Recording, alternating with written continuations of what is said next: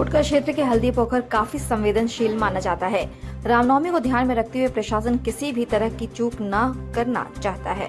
जिला प्रशासन ने एहतियात बरतने के लिए श्री श्री विजय बजरंग अखाड़ा के लाइसेंसधारी रतन सोनकर, हल्दी पोखर पूर्व की मुखिया देवी कुमारी भूमिज, पश्चिम के पूर्व मुखिया सैयद जबीउल्लाह एवं डीएसपी मूसाबनी चंद्रशेखर आजाद, इंस्पेक्टर इंद्र देवराम, थाना प्रभारी रंजीत उरांव द्वारा विसर्जन जुलूस रूट का निरीक्षण किया गया। इस दौरान शांतिपूर्ण ढंग से झंडा का विसर्जन करने का संकल्प लिया गया। वहीं दूसरी ओर विसर्जन जुलूस जाने के रास्ते पर रखे गिट्टी, बालू, ईटा को हटाने का डीएसपी ने निर्देश दिया ताकि विसर्जन जुलूस गुजरते समय किसी तरह की दिक्कत न हो।